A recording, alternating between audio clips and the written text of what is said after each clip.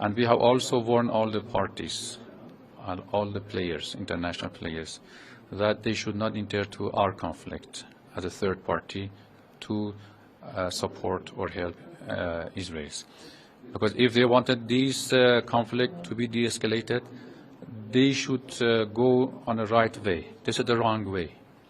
Because of this, when they try to put or make this stance by telling such these issues, I'm sure that there would be no such this kind of decision or any kind of actions. एक तरफ Iran बार बार दावा करता रहा कि पाकिस्तान उसके साथ खड़ा है, लेकिन हकीकत कुछ और ही निकली।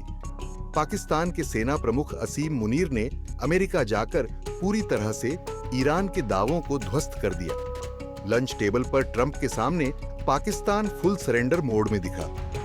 और अब जब पाकिस्तान का नकाब गिर चुका है, तो ईरान का भी पाकिस्तान पर बड़ा बयान सामने आया है। भारत में ईरानी मिशन के उप प्रमुख मोहम्मद जावेद हुसैनी ने ईरान इजराइल संघर्ष के बीच ये बात साफ कर दी है कि अगर इस जंग में कोई तीसरा देश शामिल हुआ तो अंजाम बुरा होगा। ये बयान ऐसे वक्त में आया है जब पाकिस्तानी सेना प्रमुख अमेरिका में ट्रंप से मुलाकात करने पहुंचे थे। मोहम्मद जावेद हुसैनी ने कहा है कि ईरान के पास ऐसी क्षमताएं हैं जिन्हें उन्होंने भविष्य के लिए सुरक्षित रखा है। क्षमताएं अब भी अज्ञात हैं और इस क्षेत्र को जोखिम में नहीं डालना बेहतर है। Because of this, when they try to put or make this stance by telling such these issues, I'm sure that there would be no such this kind of decision or any kind of actions. And we have also warned all the parties, all the players, international players, that they should not enter to our conflict as a third party to support or help Israel. Because if they wanted this conflict to be de-escalated, they should go on the right way. This is the wrong way. And there would be no consequences except the whole region will be in fire. ये बयान सुना आपने जब मोहम्मद जावेद हुसैनी से पूछा गया कि क्या इस संघर्ष के दौरान अमेरिका पाकिस्तान की धरती का इस्तेमाल करेगा।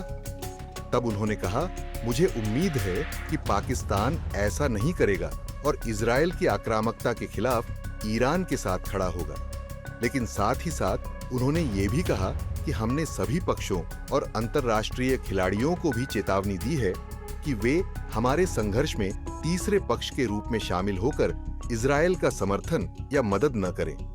अगर वे चाहते हैं कि यह संघर्ष कम हो, तो उन्हें सही तरीके से इसका समाधान ढूंढना चाहिए। यह बयान खास तौर पर तब आया है जब हाल ही में पाकिस्तान के सेना प्रमुख अमेरिका गए थे और वहां अमेरिका की ओर से पाकिस्तान से इजराइल के खिलाफ संघर्ष में मदद लेने की उम्मीद जताई गई। पाकिस्तान के सेना प्रमुख की अमेरिका यात्रा के बाद ईरान ने साफ किया है कि वह पाकिस्तान से उम्मीद करता है कि वह इजराइल के खिलाफ उनके साथ खड़ा रहेगा।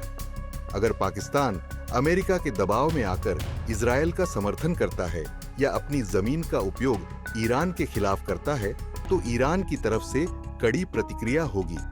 अमेरिका को भी चेतावनी दी गई है कि वह इस संघर्ष में हस्तक्षेप न करे, वरना स्थिति और बिगड़ सकती है। ब्यूरो रिपोर्ट, भारत तक।